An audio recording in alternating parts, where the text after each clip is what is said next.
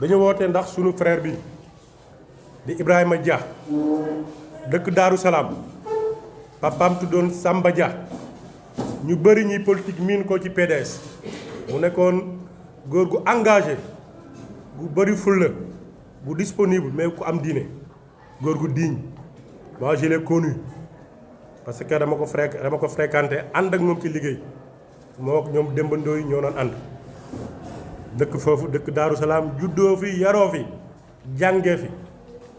waaw jàng moo ko yóbboon France ak uti jom macha allah donc Daaru Salaam la juddoo yaroo fa waa Daaru Salaam yi ñoo ngi fi ñëw tey jii nag yàlla def bu mu fiy jógee jàng la fi jógoon étudiant la fi jógee moi je l'ai connu élève je l'ai connu étudiant nous avons co-milité ensemble dans And Jëf mu nekk ci mouvement MEAJ le mouvement des élèves étudiants de And Jëf nekk ci ku ràññeeku donc il a très tôt commencé la politique très tôt waaw donte après da ko bàyyi da ko mettre en PS mais c'est un excellent fait politicien ça j'ai pu le témoigner yàlla def mu jàngi moom ak ñoom Ibrahima Ndiaye ay Lamine Diouk génération boobu la mu jóge fii dem jàng droit la doon def jàng ba soutenir thèse de doctorat en droit public ou droit privé bu mu paree mu jàngalee ci université yi nekk professeur d'université à Limoges pendant des années jàngale fa ay années yàlla def tamit ci biir loolu mu def barreau jàll examen barreau nekk avocat au barreau de Paris beneen bi tamit ci élection yi bi muy jot ñu gis engagement communautaire am ak taxawaayam ak xarañteem maire bi ci boppam jëli ko ni ko man sama liste bi jàpp naa ne boo ci duggul du ma gañe il faut nga ñëw jàppale ma au début nu mu wul woon mais mu xam ne aussi la politique aussi c'est servir la cité politique dafa bokk ci li nga xam ni nit ku nekk war na ko mën a def parce que dara nekk ci lu dul yiw ak fas yéene taxaw jàppale sama mbokku jullit di jàppale sama mbokk ñi la yàlla booleel la cité les habitants de la cité ci li nga xam ni moo leen jëmale kanam jëmale la kanam c'est pas autre chose donc c'est sur ces bases là qu'il s'est engagé ba mu gagné gars yi ni ko d'office on te fait adjoint au maire donc il est adjoint au maire de Limoges dégg nga boo gisee ñun ñu woo ko ni ko non il faut nga ñëw maire yi parce que dafa ñëwoon daf ñuy ñëw rek seet si ñun la bureau municipal bu ñu waxee ñu ni ko déedéet gan gu mel nii doo ko am di ko xumtoo parce que c'est une véritable personnalité teeru nañu ba tàyyi maire yi koo xam ni li ko yàlla may ci jomu boppam amu ko kon ñun doomu Tivaouane dañoo war di valoriser doomu Tivaouane yi ci bu ñuy dund bàyyi leen bala ñoo defal nit hommage rek mu dee nit ci bu muy dund di def ay jéego ci lañu koy woo xam ni jéego yooyu muy def ñun communauté bi ñun ñi bokk ak moom yëg nañ ko ñoo ngi koy encourager ñoo ngi koy ñaanal beneen ba aussi ñu offrir ko à la jeunesse comme modèle parce que actuellement les modèles la pour xam nga dafa jafe xale yi dañoo perte seeni repère nungatuñoo jàng nungatuñu jàng mais ci ñu ci ëpp ñeneen ñu ci bëri tamit amuñu ambition yaakaar nañ am bac ba defi concours wala ba jàddi wala ba loolu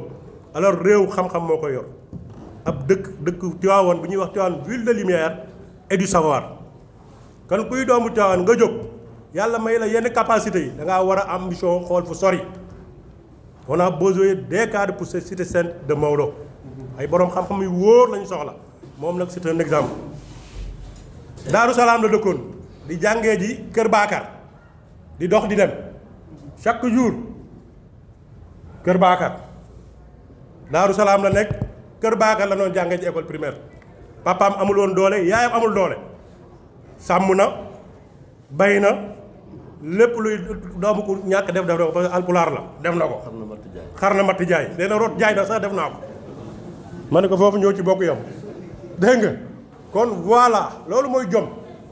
ba mu demee tukki xam na li mu bàyyee ginnaawam moo tax fawul caaxaanul la ko tax a jóg da ko uti tey jii il fait la fierté du Sénégal en Europe moo tax ñu bu ñu waxtaanee monsieur le maire ñëpp ñu ne nañ ko woo conseil bi woo population bi de manière symbolique ñu sagal ko gën ko présenter Tivaouane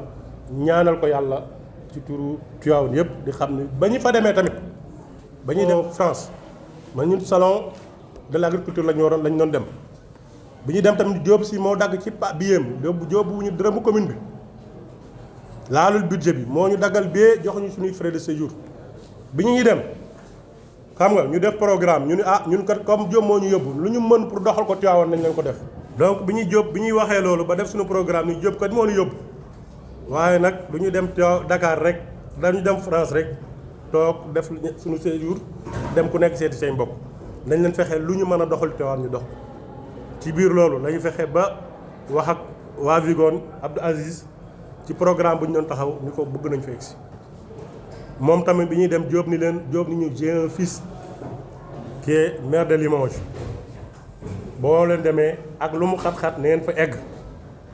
boo waxee Ibou Dia ma mel ni ko xamul wax naa leen xam naa ko ba muy élève mu wax la muy wax ci qualité am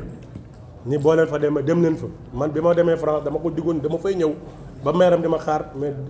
mënuma dem mais dem leen fi sama tur boo leen demee ngeen nuñ ma maire bi wax ñi lam ñuy wax mënuñu Diop si sama papa la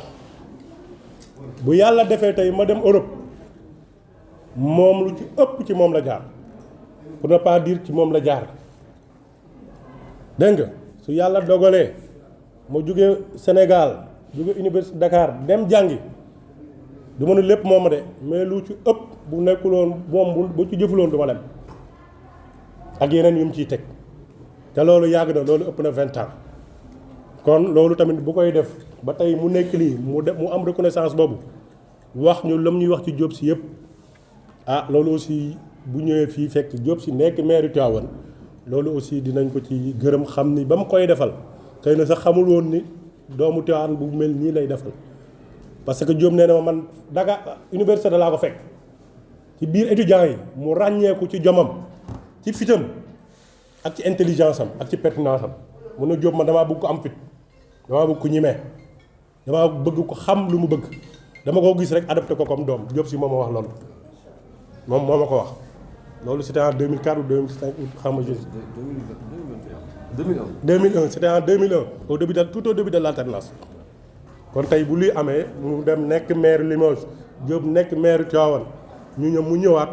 il faut que loolu tamit ñu toog wax ko en tout cas ñaanal ci Diop si moom tam gërëm ko parce que nit defal na ba taay nit xam nga la mu wane neneen loolu bëri na ci jamono nit nga jaar ak moom ci teranga defal ko lu ko ay waajuram mënul ay mbokkam mënul mu joxe suba taxawee neneen donc loolu daal la ñun ibbee. Monsieur le maire, monsieur le président des délégués de quartier de Tivaouane, messieurs et madame les conseillers municipaux, chers invités à vos grades et titres, bonjour. Ce lundi 21 août 2023 est un jour singulier pour la ville de Tivaouane. En effet, c'est un jour de célébration d'un fils prodige qui revient au royaume d'enfance. Natif de Tivaouane, où il a commencé ses humanités, complété à l'université Cheikh Anta Diop, Dr Ibrahima Dia s'est ensuite envolé pour la France, où il s'est finalement établi particulièrement dans la ville de Limoges. Auréolé de son doctorat en droit, diplôme universitaire le plus élevé,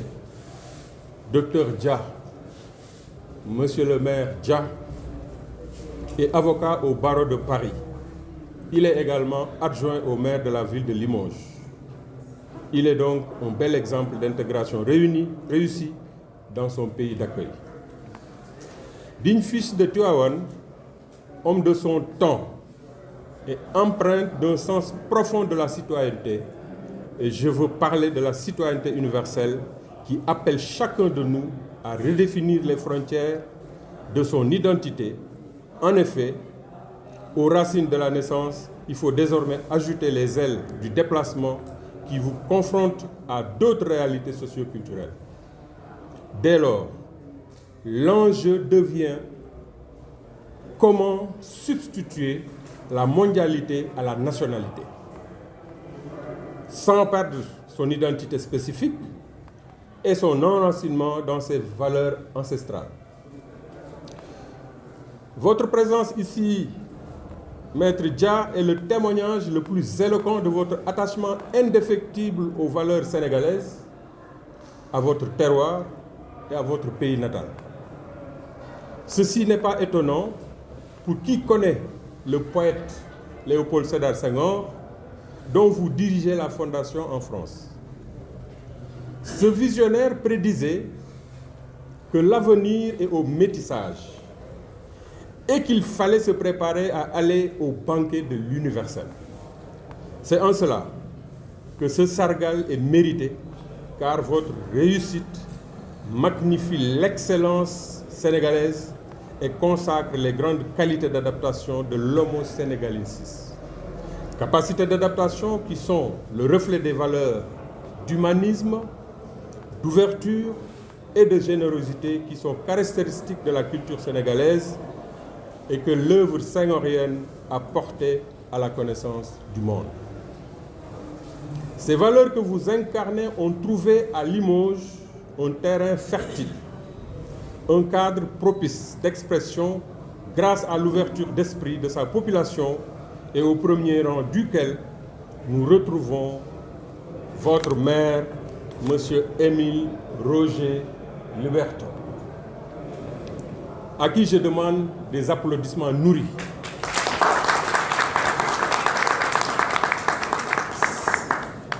Monsieur Émile Roger, qui a préféré la compétence au détriment de toute autre considération dans le choix de son adjoint. Républicain, universaliste, Monsieur le maire de Limoges, en choisissant de vous avoir comme proche collaborateur, a montré son degré de dépassement et son humanisme. Vous lui transmettrez toute notre reconnaissance et toute la gratitude pour avoir choisi un des nôtres comme adjoint maire et très proche collaborateur. Transmettez également à vos parents Limoujo le respect et les remerciements de tous les frères et sœurs de votre Kayor d'origine. Délégué communautaire en France, en charge de la politique de la ville, Maître Dia, par votre parcours exceptionnel, vous êtes un trait d'union naturel susceptible de faire rencontrer les communautés. Il nous plaît, à ce moment de notre adresse, de vous témoigner toute la disponibilité de la commune de Tivaouane à nouer des partenariats dans le cadre de la coopération décentralisée. Membre éminent des acteurs du développement local en France, symbole de la diaspora sénégalaise qualifiée, nul ne peut être plus légitime que vous, Maître Dia, pour être le vecteur d'intégration de votre ville d'origine, Tivaouane, dans le concert mondial des villes qui écrivent l'histoire contemporaine. Émarger dans cet espace international, c'est s'inscrire dans la dynamique mondiale d'échange des biens, des services et des connaissances dans une logique de receveur et de donneur. Notre conviction est que la coopération décentralisée doit reposer sur la réciprocité, que chacune des parties prenantes doit enrichir son vis-à-vis. Et nous pouvons assurer, Maître Dia, que votre ville natale, épicentre de la vie culturelle religieuse sénégalaise, n'est pas dépourvue d'atouts. Pour finir, il nous semble primordial de revenir à un des objectifs de cette cérémonie d'hommage. En effet, la commune de Tivaouane peut offrir un exemple à toute la jeunesse tivaouanoise et au-delà à toute la jeunesse sénégalaise. En ces moments sombres où les annonces macabres de centaines de jeunes s'ensevelissent dans les profondeurs de nos océans rythment nos bulletins d'information, il est de bon ton de délivrer à travers vous un message d'espoir et de responsabilité en rappelant à cette jeunesse qu'il est possible par l'effort et le travail acharné de réussir tout en restant dans la légalité et en préservant ce qu'il y a de plus sacré, la vie humaine. Nous osons espérer que l'accueil qui vous est réservé aujourd'hui, si modeste soit-il, est à la hauteur de ce que vous aviez réservé à la délégation municipale de la ville de Tivaouane, délégation à qui vous aviez ouvert toutes les portes possibles, malgré le temps qui était très court. Le maire de la ville et l'ensemble de son conseil municipal vous souhaitent la bienvenue chez vous et un excellent séjour dans ce pays que vous cherchez tant. Merci de votre attention. Monsieur le maire, ñu ngi nuyu délégation bi nga àndal yëpp di ko commencer bien sûr par madame Dia ku gis ni ngeen àndee xam ne élève Senghor nga parce que dafa yàgg a tàggat autorité sénégalaise ne leen bu ngeen di tukki dee leen faral di ànd ak seeni soxna kon soo nekkee représentant fondation Léopold Sédar Senghor en France dinañ comprendre bu baax li tax nga def action boobu di nuyu di lancer aussi hommage sa grand frère Mama damay profité ci occasion bi parce que je me rappelle bi ñuy ñëw APR en 2012 moom moo ñu dalaloon Wolof nag day wax lu sotti am borom mais jamono jooju amul lu ñuy def APR wala ñu ko fay sos te moom teewul xëy na léegi xaw na jël retrait mais wàññiwul dara ci militantisme am parce que ñu ngi gis ay actions yu nga xam ne mu ngi koy def di nuyu ñaari yoon sa frère Bekay parce que je crois que il joue un bon rôle ci ñi nga xam ne ñoom ñooy jeunesse bi di nuyu également Babacar Dia moom tamit ci délégation bi la gunge la bokk ak ñi nga xam ni dañoo dégg ne yaa ngi ñëw ñu ñëw fekk si la pour rek wane tamit def seen témoignage ñoom tamit ci taxawaay bi nga xam ni fekk nañu nga koy def di ko defal population sénégalaise yëpp ak population africaine yëpp à travers fi nga nekk. Je me rappelle en 1991 le président Abdou Diouf a été honoré par une université et si je me rappelle bien à son retour il a été accueilli en pompe et en grande pompe d'ailleurs. Je me rappelle, nous faisions partie de ceux qui l'accueillaient parce que tout simplement, c'était le Sénégal tout entier qui a été honoré. On aurait dû t'accueillir au stade. Malheureusement, on est en travaux intensifs. Pourquoi? Parce que vous méritez, à travers véritablement le rôle que vous avez joué pour montrer à travers le monde ce qu'est véritablement l'homme de Tivaouane, ne serait-ce que pour ça. Vous devez être porté en exemple par toute la jeunesse. Et je pense que la jeunesse, elle est bien représentée aujourd'hui à travers la présence de M. Pape Demba, qui est le président du conseil communal ou bien départemental de la jeunesse. Ils sont venus, selon nous, prendre un message qu'ils vont transmettre à toute la jeunesse. Parce qu'à travers vous, je pense que c'est important de montrer que, comme vous l'avez dit, on peut réussir là-bas, mais revenir au pays pour permettre à toute une jeunesse estudiantine, élève, ouvrière, véritablement que la réussite n'est pas à prendre les lochos, mais la réussite est d'abord soit d'apprendre à l'école, de bien apprendre, ou bien de se trouver un bon métier. Les sources de réussite sont nombreuses et vous êtes en train véritablement de montrer le chemin à toute une génération. Monsieur le maire de Limoges, comme monsieur le maire l'a si bien dit, on lui transmet véritablement nos salutations, mais aussi nos félicitations pour sa démarche. Non seulement pour t'avoir choisi comme son adjoint, mais aussi pour le rôle qu'il est en train de jouer pour l'humain. Il n'est pas seulement un humaniste, mais aussi il est un humanitaire. Parce que je pense qu'il y a une différence. Absolument. Ou bien un lien de complémentarité. On peut être un humaniste sans pour autant être un humanitaire. Mais lui, il est doublé d'un humanisme et d'un humanitaire. Donc je pense que c'est important, véritablement à travers cette cérémonie, de lui transmettre tous nos remerciements. ndaje tey bi mën nañ ko tuddee sax séminaire parce que ci sa wax mën nañ ci jàngat lu bari non seulement yaa ngi wane parcours bi nga def mais yaa ngi woo aussi xale yi ci lien yi nga xam ne war nañ ko am aujourd'hui parce que adduna bi dafa dépassé foo xam ne dëkk bu nekk da ngay toog rek ci sa ruq donc nous sommes bien au cœur de la civilisation de l'universel. ci sa wax également dégg nañu appel bi nga def pour que ñun waa Tivaouane ñu gën a soudé wu parce que mënuñu réussir dara te sunu ay liens dëgëraluñ ko li nga wax dégg nañ ko te je pense que commencé nañ ko mooy mandat bii nga xam ne moom la ñu bokk monsieur le maire Demba Diop Sy jiite ko dañ ci jiital lu baree bari la coopération décentralisée parce que maire yi kenn mënatu koo defar rek ci sa ay ressources propres il faut que nga dem pour ay relations à l'extérieur fexe xool nan ngay mën a dëgërale sa koom-koom nan ngay mën a fexe yaatale sa ay relations ba mën a indi ci sa dëkk loo xam ne amaana boo fi toogoon kese doo ko mën a am yaakaar naa loolu locomotive nga ci li tax may wax atelier la parce que def nañu benn rencontre à Limoges te c'était enrichissant am na ay recommandations yu ngeen ñu joxoon am na ay yoon aussi yu ngeen ñu waxoon ne buñ ci jaaree yàlla mën nañu dimbalit balaa muy yàgg ñu am ay financement yu dëgër yoo xam ne dañ koy indi donc mën nañ considérer ndaje mi mu nekk beneen pas boo xam ne moom la ñuy def bi ñu jugee ci ndaje mali je pense que à travers ñi la recevoir di nga sentir ne tey Tivaouane ñëpp a ngi fi parce que bu fekkee ne délégué de quartier yi ñu ngi fi comme ni nga ko waxee délégué de quartier yi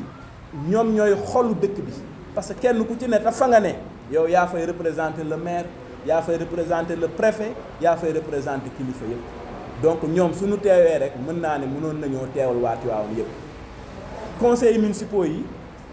dañ leen a woo message bi dañ ko sax dugal ci groupe ñoom ñëpp ñu ñëw donc dafay témoigner vraiment attachement bi nga xam ne am nañ ko non seulement ci liggéey bi mais yaakaar bi nga xam ne am nañ ko ci dëkk bi nga xam ne ñu ngi fexe nasante ak ñoom ay relations yu solides président de commission yi ñëw nañu teew nañu comme ni ma ko waxee président conseil de la jeunesse mu ngi fi ñi nga xam ne aussi ñoom la ñuy woo waa presse nit la yi nga xam ne ñu ngi jouer ay rôle yu am solo ci biir jeunesse bi ñoom aussi teew nañ fi ñi nga xam ne aussi ñoom ñooy le monde sportif am na ñu leen fi représenté kon yaakaar naa ni sañ nañu ne Tivaouane kenn desul te lépp ngir ñëw sargal si la mais tamit ñaax la parce que li ñuy wax waaw góoru suba teel am na mais waaw góoru diggu bëccëg am na parce que ndaw nga yaa ngi ci yoon ñu lay wax ne à travers sa personne jàppal ne waa Tivaouane yëpp ñu ngi ci gis seen bopp kon rôle boobu ñu ngi lay ñaanal yàlla na ngay dëgëral la ba nga xam ne mission boobu nga assigné sa bopp sa njaboot gunge la ci waa Tivaouane gunge la ci nga réussir ko ba ëllëg bis mu ñu taxawaatee di la présenter di la yóbbu stade di la sargal ñu ne ah la ñu sumboon ci moom day wax dëgg yàlla tey résultat bi lenn li ci ëpp mu ngi nii parce que li ci ëpp laay wax ndax nag nit mission moom du yegg ba faaw day def li mu mën rek après yeneen génération ñëw yeggale gis nga adjoint au maire yi ñoom ñëpp teew nañu déglu nga discours bu neex bi nga xam ne moom la monsieur le maire Dielimar def monsieur le maire Cheikh Diouf xëy na waxuloo ko mais li ko tardeel te suba ba tey ma ngay daw di xool yan teraanga lañ la war a jox nga yóbbaale ko parce que teraanga yi ngeen ñu jox symbole la da ngeen ñoo wan Limoges li ñu fay liggéey ba pare ñañ fa fekk xamal nañu ñoom pare nañu ci kanam tuuti recevoir li ñuy wax le savoir-faire tivaouanois à travers les femmes loolu aussi na ko jigéen ñi bàyyi xel parce que lancé nañ ñu message boobu xamal nañ ni jigéen ñi li nga xam ne ñu ngi koy def fii moo xam lay cere la moo tax moo xam jàng defar fonde la moo xam ne jàng defar ànd la yooyu yëpp savoir faire la bi nga xam ne ñoom à travers ay jigéen yu fa nekkoon ñun ñuy xamal ne dañuy am ay ndaje yu ñu faral di am te ñaan nañ yàlla prochainement ñu invité ci jigéeni Tivaouane ñoom aussi ñu ñëw wane seen xam-xam mu si am possibilité def promotion seen ay produits donc je pense que ndaje mi fu ñu ko natt rek weesu na ko moi je sais que monsieur le maire Demba Diop Sy moo tey bañ a ñëw parce que xam naa ne buggul fekkee fu ñuy sargale doomam mu mel ni moom dafa am lu mu ciy gisee boppam xam naa moo tax mu bàyyi noonu retiré wu bàyyi ki nga xam ne moom mooy premier adjoint ak les autres adjoints ñu mëne travaux yi nga xam ne moom la ñuy def yaakaar naa ne suñu borom dimbali ñu ba lu bari jàngat nañ ko fi mais surtout li nga wax en termes de communication foofu laay mujjee parce que bu yàggul waxtaan nañ suñu biir ba xam ne il faut ñu teg un dispositif bu ñuy permettre ñuy mën a def ce qu'on appelle une communication institutionnelle parce que réeroo yi parfois bari na te li koy mën a joyanti mooy fexe de temps en temps ñi am ay contact ak population bi di leen xamal li xew di leen xamal aussi fi nga xam ne moom lañ toll donc xam naa ne expérience bu solide la boo xam ne jëlee nga ko fële te incha allah dinañ ci gën a appuyer pour que li nga xam ne moom la ñuy liggéey ak jafe-jafe yi ñu am parce que tamit nit da ngay am ay jafe-jafe loolu aussi bis buñ ca tollee duñ ko nëbb dinañ ne jafe-jafe yii lañ am mu nekk loo xam ne ay débat yu sincère lay doon yoo xam ne dañ koy tenir ak population yi à travers vraiment ñëpp ñu ngi santaat monsieur le maire Demba Diop Sy ci jàppale bi la jàppale ba nga egsi fii parce que à travers sa personne jeunesse Tivaouane yëpp la ko defal na la ko am na ñeneen ñu ngi koy defal ñoo xam ne tamit waxu ko mais ñu ngi ñaan yàlla bis ñëw ba résultat bii mu am tey bañ lay présenter ñu am ko tamit ci ñooñu pour que exemple yi nekk ay exemple yu baree bare foofu laay daanele ñu ngi sant ñëpp di gërëm ñëpp. maa ngi nuyu mbokk yi fi toog yëpp et comme ni mu ko defee monsieur le maire le premier adjoint présenter leen mes excuses par rapport ak yéen ñi nga xam te ni teel ngeen ñëw parce qu'ils avaient dit 10 heures respecté ngeen heure bi ñëw 10 heures mais le protocole étant ce qu'il est voilà donc wax na leen ko il fallait que j'attende pour venir voilà à l'heure à laquelle effectivement ils m'ont demandé de venir donc suñuy kilifa ngeen su ma leen fekkee ngeen toog di xaar li ma war mooy ma baalu leen àq ci loolu parce que kilifa du ko ndaw te même l'être humain du ko ndaw parce que on est d'égale dignité humaine dëkk nag boo fa ñëwee da ngay jox sargal d'abord ki nga xam ne mooy le premier magistrat de la ville. Il se trouve que ici le premier magistrat de la ville c'est pas n'importe qui on a une relation duale même dans un triptyque même parce que comme ni ko Cheikh waxee bi ñu xamante yàgg na mu ne ma yow maay sa papa mu koy doxee di ko waxee vraiment bi mu nekkee maire Limoges sama yaram daw parce que Diop Sy moom Tivaouane la taalibe la loolu dinañ ci ñëwaat ci biir donc di ko nuyu di nuyu toute sa délégation l'ensemble des autorités qui sont autour de moi sunu yaay yi d'abord les élus parce que les femmes au premier plan et à travers ces femmes mon épouse également qui m'accompagne Hortense Diop qui est là qui est d'origine thiessoise voilà dëkk fii Sénégal également France laa ko xamee muy une femme exceptionnelle et comme on dit derrière l'ombre de chaque homme il y a l'ombre d'une grande dame donc vraiment voilà et donc sama teewaay fii teewaayu taalibe la teewaayu membre de la famille la retour aux sources la vous m'accueillez en tant qu'autorité mais moi je m'accueille en tant qu'un enfant de Tivaouane simplement qui est dans sa communauté devant ses parents et parmi ses aînés et qui leur donne tout le respect qu'il leur doit par conséquent effectivement Cheikh wax na ko bi ma nekkee xale la ñu xamante Pape Gueye ñu ngi ciy waxtaan démb andi jëf ñoo ñu formé ñoom daan ñu woon joxe xaalis temps boobu la politique neexoon loolu lañ tàmm ba léegi dañ naan la il faut être rouge et expert andi jëf dañoo doon jàngaloo à l'école loolu nag malheureusement dañ ko xaw a perdre mais je pense que dina ñëwaat la politique comme disait Socrate c'est la bonne gouvernance de la cité voilà du tibb xaalis du xool nit ki daw ko du mu woo la téléphone nga bañ ko wuyu la politique c'est être à la disposition et c'est ce qu'il faut donc merci grand Cheikh merci Djalimar tur bi ma découvrir parce que man monsieur Mamadou Moustapha Mboup laa découvrir woon ci protocole bi tey Djalimar c'est t'as fait un discours honorable très dense grand pape merci vraiment ñëw ngeen Limoges accueillir naa leen mais dama fiéroon oui non j'ai pas encore fini ku ci nekk sa histoire lay décliner au fur et à mesure bi ma leen recevoir à Limoges ñu waxtaan ak monsieur le maire j'ai vu que j'étais fier nekk doomu Tivaouane parce que ñi représenté woon sunu papa Diop Sy ils ont fait preuve vraiment de fidélité vis-à-vis de Tivaouane wax ji rafetoon na monsieur le maire est très content tey jot naa ko ce matin mu ngi leen di nuyu monsieur le maire Émile Roger Lamberti comme ni nga ko waxee di delluwaat di nuyu les adjoints et les adjointes qui sont là voilà sunu yaay yi ak sunu sœurs yi voilà ñu ngi doog a xamante xam naa on aura l'occasion mais merci pour votre engagement également di nuyu mon grand frère qui m'accompagne Mamadou Dia ñëpp xam ngeen ko l'ami de Baba Mal moom d'ailleurs Baba il est venu à Limoges nous faire un concert gratos ci la madame Dia fecc ba dugg boîte vocale voilà boobu Baba mu ngi doog a génn ci film bi Black Panther voilà monsieur le maire mel ni xale boo jox cadeau kontaan mu ne ma je suis heureux d'accueillir Baba Mal et c'est grâce à toi moo tax àdduna moom gore rek moo ci am solo di accueillir également Ndiayel Ka vraiment autorité le Mboro Darou notamment vraiment seet naa ko mu defal ñu vraiment teranga xaritu Baba Mal tamit vraiment donc jërëjëf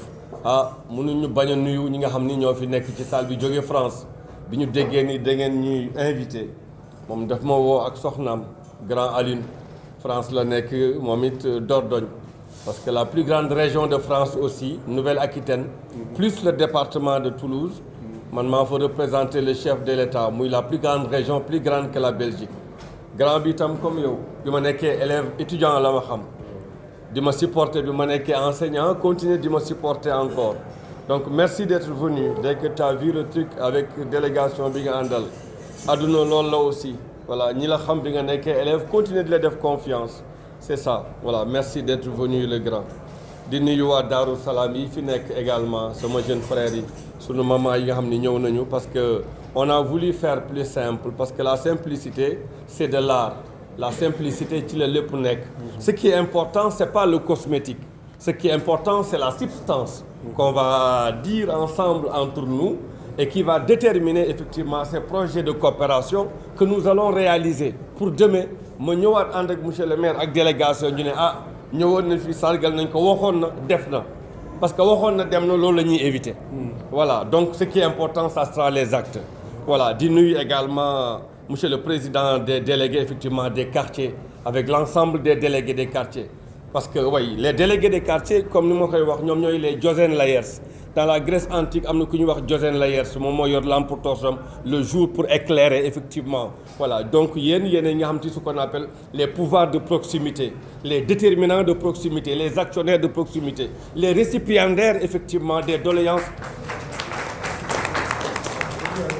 les récipiendaires des préoccupations de la population pour les remonter à monsieur le maire parce que les adjoints seuls les élus les conseillers municipaux ne peuvent pas tout faire voilà ils peuvent pas être partout donc vraiment ce lien il est fondamental et tant qu'il est fécond c'est important pour la population di nuyu mon frère également qui est chargé du sport que j'ai vu l'autre jour quand avec Babacar je suis allé visiter d'ailleurs Khalifa nekku fi gisuguma ko di nuyu Khalifa également qui est vraiment un lien avec mon frère Bekay que je vois faire un grand travail à travers Bekay je salue toute la jeunesse également voilà xam nga kulim juum loolu la ñuy wax moo tax souvent c'est très difficile de citer les gens parce qu'il faut pas se tromper mais bu ñu ñëwee dans le fond après avoir salué tout le monde en vos grades et qualités la presse vous Khassim vraiment di nuyu tout le monde parce que effectivement vous êtes là pour relayer l'information ils l'ont dit à travers mon modeste parcours effectivement il y a un certain devoir d'exemplarité qui est recherché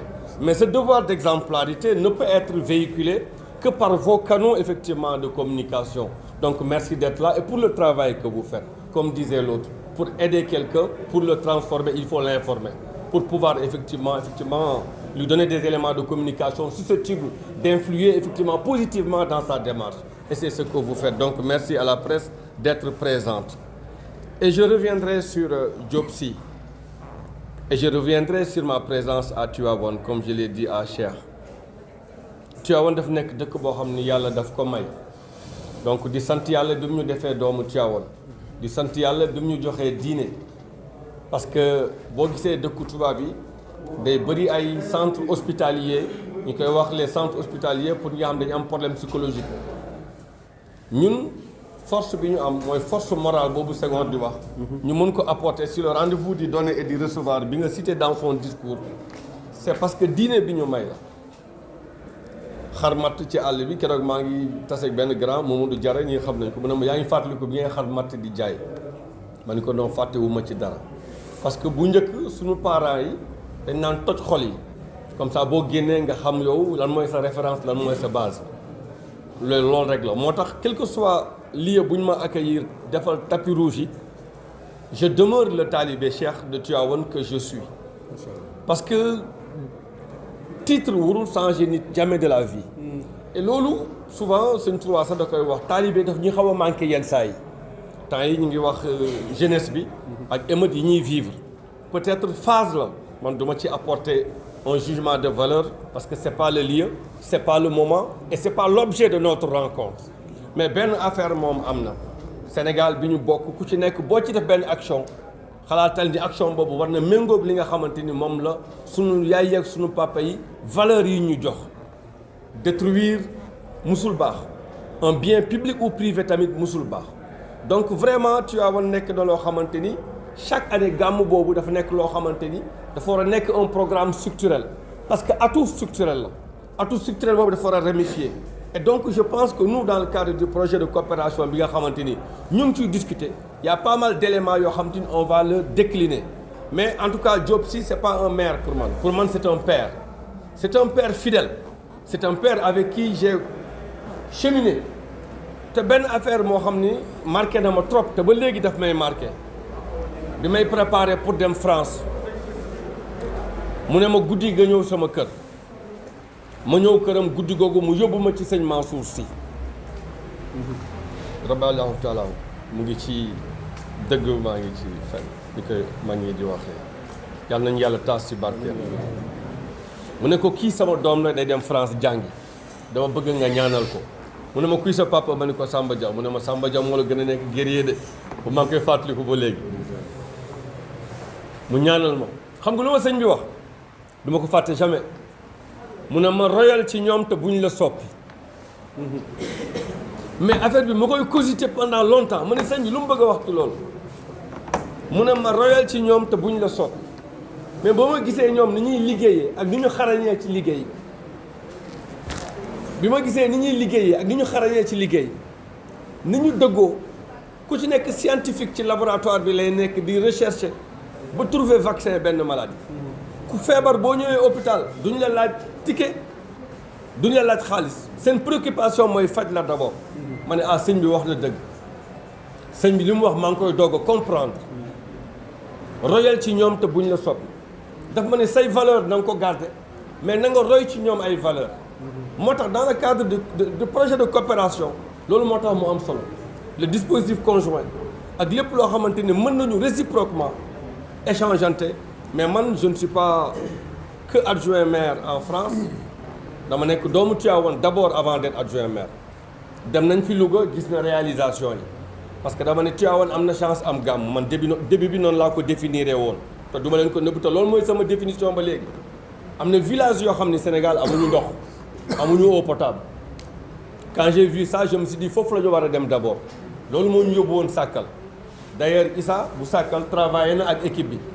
parce que Issa dafa nekk ku xarañ ci projet dispositif conjoint yi pour am xaalis tout ça xool nan la ñuy monter avec les entreprises avec les municipalités avec les pouvoirs publics avec la collectivité effectivement au Sénégal pour monter un projet multipartenarial lors du forum mondial de l'eau loolu la ñu def Sàkkal ma ni ko sa exemple bi jaar na yoon su ma sañoon nga dem Tivaouane réunion ak ñoom pour ñoom ñu xool yow fan nga jaar pour monter le même dispositif il y a pas longtemps un projet de 250 partenaires moom il a candidaté il était le numéro 8 dans le projet ma ni ko grand yow maîtriser nga affaire bi donc il faut que nga dem Tivaouane pour travailler ak gars yi dans ce dispositif là donc actuellement il est en contact ak gars yi dans le cadre de ce dispositif mais je pense que fondamentalement li am solo mooy li grand cheikh wax léegi Jalimar bamtu ko monsieur Mboup mooy notre devoir d'universalisme voilà comme le disait Saint-Exupéry la grandeur d'un métier c'est d'unir les hommes il n'y a qu'un luxe véritable c'est celui des relations humaines te loolu moo ñu fi bàyyi parce que avec le maire Diop Sy bu rafetul woon tey du ma am fit ñëw toog mais rafet moo tax ma am fit ñëw toog il n'est pas là mais pour man c'est comme il est là parce que ñii bi ñu ñëwee France monsieur le maire man ma recevoir leen d'abord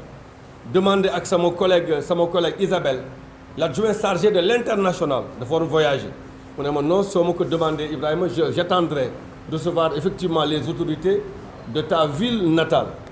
Isabelle recevoir les. Nous demandons au restaurant, nous discuter. Nous, monsieur le maire, recevoir nous. Nous avons une séance de travail en profondeur. Nous avons aussi, monsieur le maire, gagner à terangam en porcelaine pour voir le respect, pour me respecter. Et ça, dans ton discours, tu lui as rendu hommage. Et je pense qu'il sera content. Donc, pour dire simplement, c'est la première fois un accueil prévu en un temps record, avec un tel respect et une telle fécondité une telle fécondité dans les échanges. Voilà. Donc pour voir simplement que gars content trop. Mais c'est mon parcours tout le monde là. Les Sénégalais sont partout dans le monde.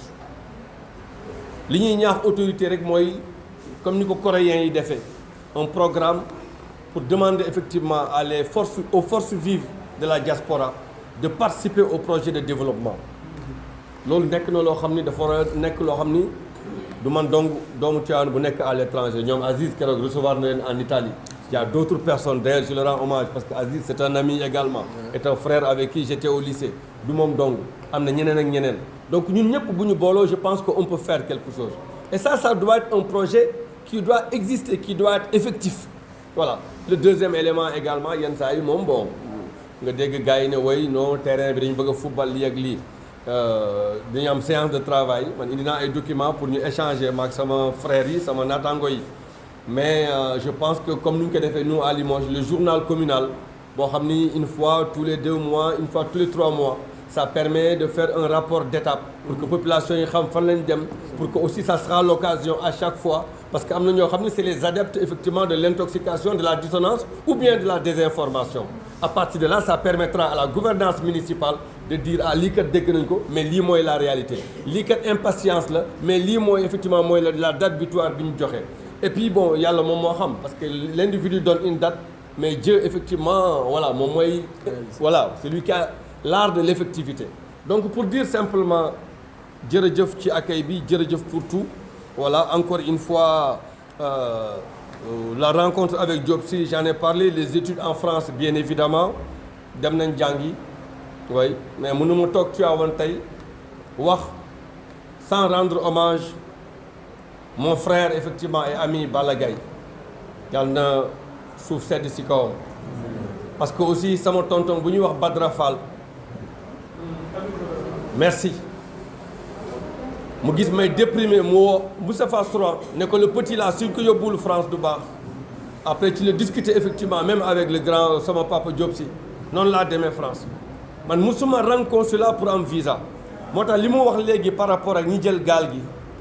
ku yàlla ne di nga tukki ku yàlla ne di nga tekki fii di nga tekki fii moo tax bu gars yi ne Ibrahima dafa ñame wax dëgg parce que yàlla daf ma woon ma gis moo tax ma ñame wax dëgg ku dul yàlla man gëwuma la kenn yorul sama wërsëg ku dul yàlla te dërëm bu ma may doomu aadama sama ñàkk la du luñ ma may Macky Sall xam na ko quand Khalifa a été mis en prison je suis le premier qui lui a écrit une lettre def ko sama Facebook ne ko on n'a pas besoin de ça pour gagner. La dernière fois quand Ngaye FM m'a invité sur la situation on m'a posé la question sur l'actualité mon objectivité effectivement était intacte comme disait Cheikh Anta Diop l'objectivité est une force c'est la raison pour laquelle elle n'est pas donnée à quiconque te loolu dafa nekk valeur boo xam ne dañ ko war a ñaaxaat suñu bopp objectivité taalibe gëm yàlla mënuñu nekk dëkku Maam Alaaji Malick nekk dëkku Sëñ Touba bëgg a gëm nit mënul nekk voilà te vraiment duma ko nëbbu man ni ko grand cheikh waxee je suis l'œuvre des citoyens lambda sama tonton Moussé marin la woon day dem indi benn livre jox ma dictionnaire ma laaxatu di ko guux grand koñ bi Daaru Salaam ñëpp lay formé muy kuli muy tuuñun loolu moo nekkoon suñu force le fils du quartier était le fils de tout le monde moi je suis l'enfant de tout le monde moo tax j'ai un devoir d'être humble et de modestie mënuma jaay kenn affaire parce que bi may sàmm matt di jaay Daaru Salaam sama boy yi ñu ngi koy gis maire yi toog ñoo doon ñëw jënd si te loolu moo tax ma nekk li ma nekk donc ëllëg mënul nekk ba ma ñëw naan gars yi maa ngi xoggaliku cravate bi sax bu ngeen bëggee dëgg-dëgg sax neneen lay demee te loolu Bécaye s'est rendu compte mu ne ma mais grand gars yi ngi lay xaaral defal cravate bi ma ni ko non grand bi wax na dëgg boy bi wax na dëgg il faut mu def cravate bi donc non pour dire simplement que j'estime que voilà je suis parmi ma communauté voilà et la valeur de l'être humain du yëre yu ñuy sol c'est ce qu'il fait c'est ce qu'il est et c'est la sincérité de ce qu'il dit voilà donc encore une fois di ñaan yàlla rek mu dimbali la gouvernance municipale de Tivaouane sous l'égide de Diop Sy Demba Diop Sy de réussir son mandat municipal et de gagner la confiance effectivement des Tivaouanois comme disait l'autre la confiance en soi est un facteur d'épanouissement des qualités humaines donc mënuma lu dul wax naa ko keroog ba mu ñëwee France war ñu seet si far mu am gàllankoor mu ne ma j'ai besoin ceci cela ma ni ko mon père il y a pas de rapport d'adjoint maire à maire il y a pas de rapport d'autorité à autorité sama rapport ak yow rapport doom la ak baay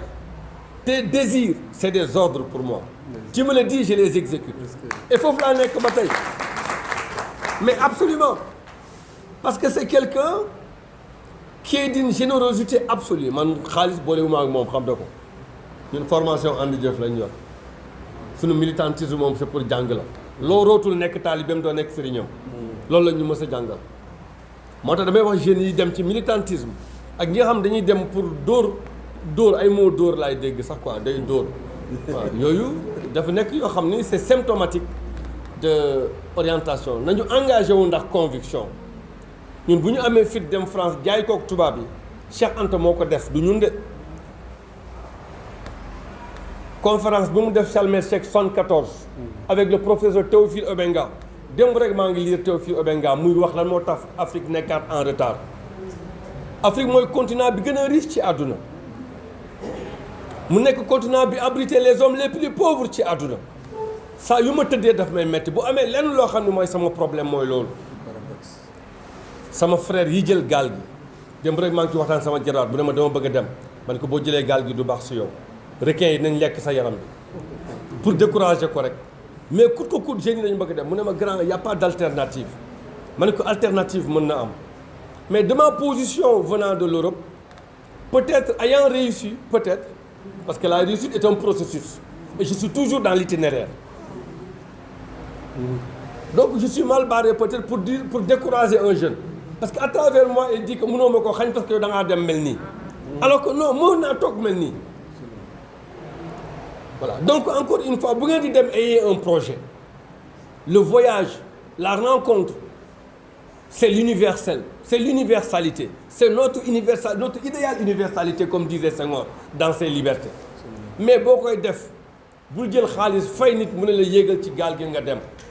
l'immigration irrégulière n'est pas une solution et ça c'est l'avocat effectivement en droit des étrangers qui le dit keroog bi ma demee Paris conférence avec les professeurs espagnols italiens portugais avec les sommités de Lyon et de Paris je l'ai expliqué les nouvelles lois sur l'immigration c'est des lois racistes les nouvelles lois sur l'immigration c'est des lois l'Occident a changé d'orientation bu ngeen xoolee partout en Europe les partis extrêmes ñooy gagné les élections en France Macron dirige mais amul majorité à l'Assemblée nationale le Front national a 89 députés le NUPES dépose tout le temps des motions de censure pour déstabiliser le gouvernement et kan mooy tax motion de censure yi du jàll parce que le Front national ne le vote pas et la contrepartie c'est quoi on ne le sait pas mais peut-être il y a un élément sur le durcissement de la politique de l'immigration et dans les autres pays en Italie c'est Berlusconi avec la femme qui dirige et ça c'est le Front radical qui n'aime pas les étrangers nga dem dans les autres pays c'est pareil donc man je pense que ñu ngi ñaax nos chefs d'État africains surtout que le contexte nañ ko wax contexte bi metti na parce que dans toutes nos sous-régions c'est les coups d'État ñu ngi sant sëriñ si def ay ñaan pour consolider la démocratie sénégalaise mais war na gën a mën a continuer mais du ñu dugg ci débat boobu parce que c'est pas le moment c'est pas le lieu mais encore une fois vous la jeunesse comme disait l'autre dis-moi quelle jeunesse que tu as